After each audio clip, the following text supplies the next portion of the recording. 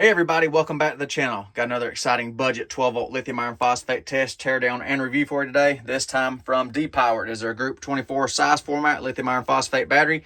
At time of filming, this battery is $100 on Amazon. What is the catch, you say? Well, watch the video. I'll cover everything about this battery, so let's get right into it.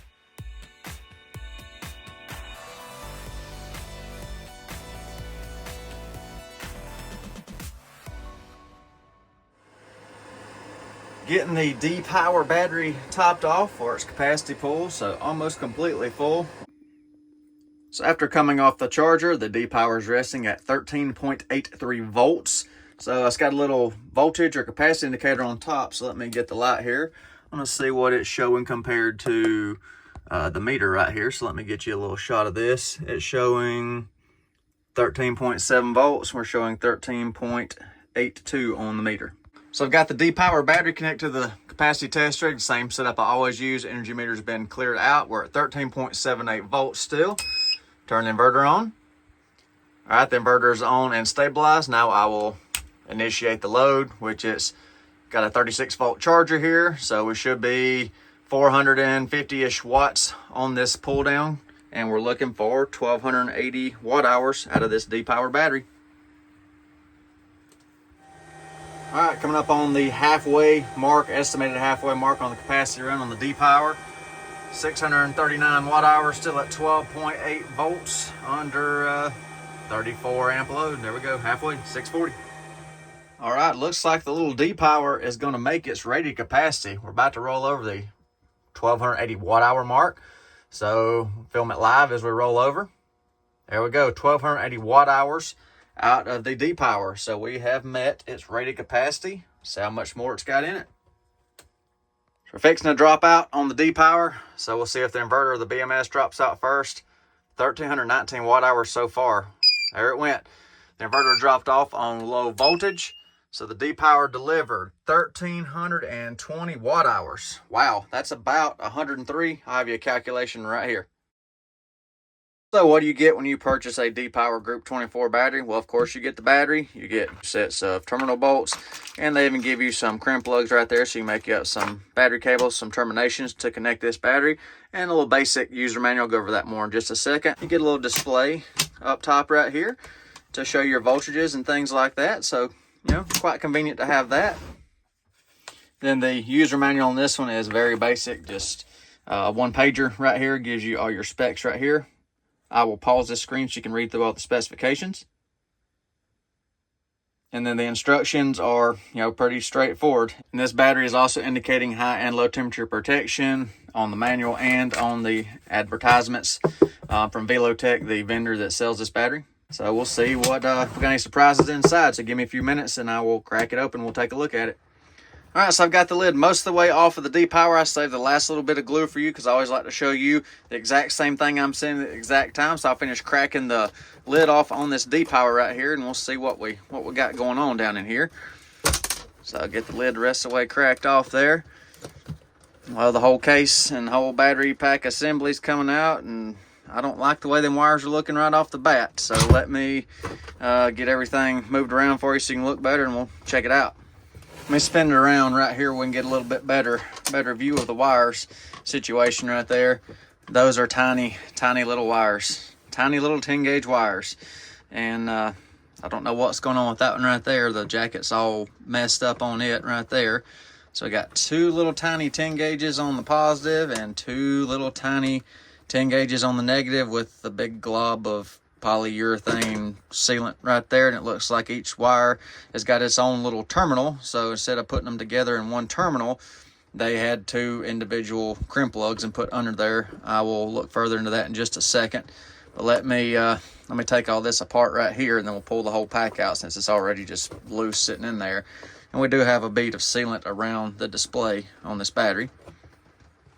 Now I'll get you the cross-sectional reference chart on the slide here in just a moment, but two number 10s are equivalent to a single number 7. Most of the time these cheaper, lower price batteries have equivalent to a single 6 or a single 6 around there.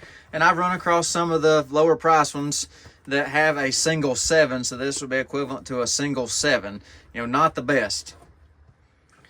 And I always check these terminals. If you watch any of my videos, you know I always just put a little force on the terminals right here where the lugs connect to the pass-through on the top of the battery. And look what I found on the negative. Just a little bit of force right there. Check this out. Look at that. That's moving. That's loose. Loose right there. So not good. Not good. The positive side is, well, it's not that tight, but it was a lot tighter than the negative side. You know, normally I cannot loosen them with just my thumb. As you can see right there, we don't have very tight connections. So I got most of that polyurethane off of there. So I just want to show you how loose this is. Normally I cannot get these off with the little driver gun right here, the little Milwaukee driver. So you see how loose that was. It barely took any force to get that off. And there you go, both of the terminals right there. You can see the ring terminals on the ends of the wire. And there's a lock washer there, but at least they made the crimps good, because I cannot pull the ring terminals off the wire. So I mean, that's that. So normally this requires a socket to take these off. So let's run this little driver down to like a very low setting and see if it'll come loose and get it in there to bite. Look at that. And here are the positive ring terminals right here. You can see their crimp right there. I mean, it's holding, it ain't coming out, but they had this wire all twisted up right here, and the jacket's all gummed up on it already right there. So just showing you everything I'm seeing. And this is just a set of voltage sensing leads right here. You know, no shunt or anything like that. Just a little 2-pin connector right there going to the display. And see the cell pack itself, the cell group, there's no adhesive on the bottom of the case that I can tell, and there's no foam between the top of the cell group and the cover, so this pack can just, you know, flop around in there. So see, it just comes right out. There's nothing holding it in. There's a little high density foam on the sides of it, but you can see right there, it's just kind of just sitting in the case and can flop around however it wants to. So, you know, just showing you everything I'm seeing with this battery. You can see what the cell group assembly looks like right here. Got a bunch of scratches and marks and stuff on the outside of the cell, so that's not boding too well for, you know, new cell condition. Them's all scratched up pretty good right there. And looks like we got something showing right there. I don't know if that's bare aluminum on the outside of that cell or what, but I'll look at that closer. You can see the foam around the, you know, sides of the cell group right there. Let me take all this off and we'll go down another layer.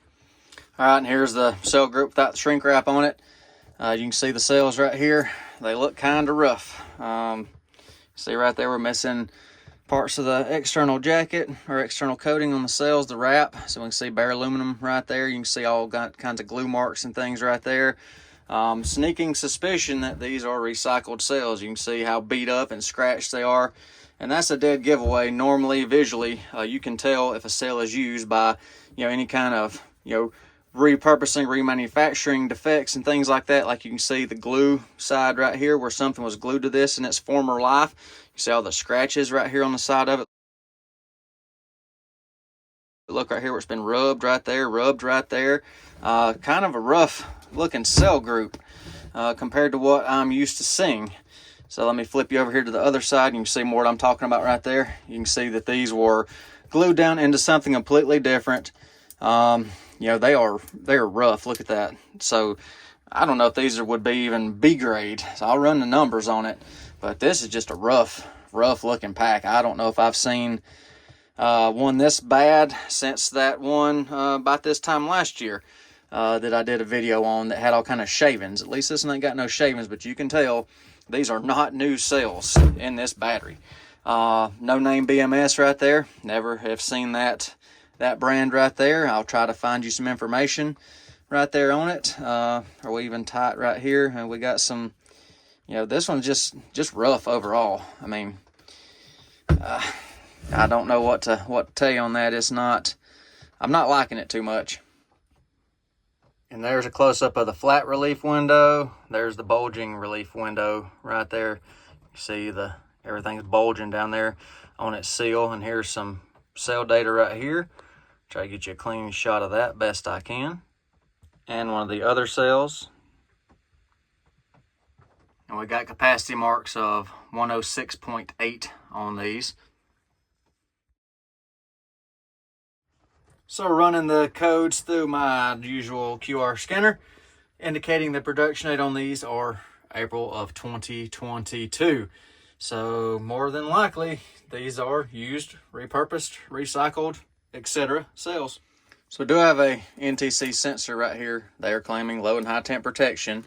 Pretty much probably already filled my thoughts on this battery right now, but I'm going to give you the high and low temp just for posterity. I'm going to check this high temp protection right here on this NTC sensor to the board. If we have it, you'll see the current right here on the power supply drop out. So let me begin heating it up now.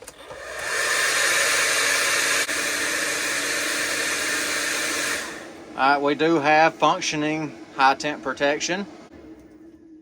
All right, back to charging. And then now I'm going to check low temp charge protection. Same thing, if we've got low temp charge protection, you'll see the power supply over there drop to 0 amps of current. So I will bury the NTC sensor down the ice pack, and hopefully we have low temp protection. All right, we have low temp protection. That was very quick, actually. Warm it back up. Should initiate charging again.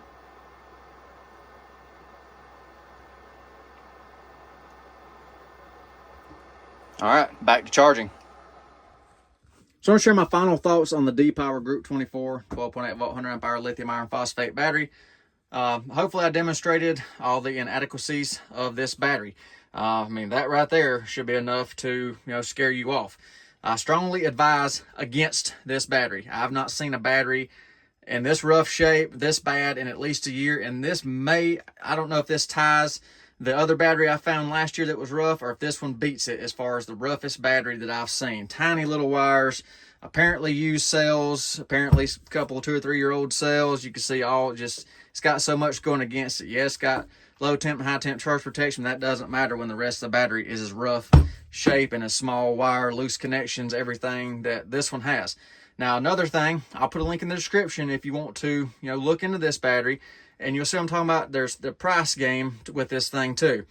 They'll advertise it for $100. I've seen it advertised as low as $80. But what happens when you click on the link, you'll see the delivery fee on there.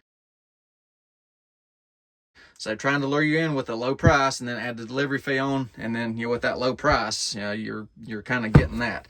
And in this video description as well, right below this battery link, I have some links in there for some good quality batteries for a lower price than this battery. So, when I got my Amazon links down below in the video, my recommended products, those are good to go products. So, I recommend against this one. Hope this helps somebody, maybe forewarns you before you leap off into this unit right here. So I hope you enjoyed the video. Thank y'all for watching. Appreciate y'all. Take care. Be safe. I'll see you on the next one.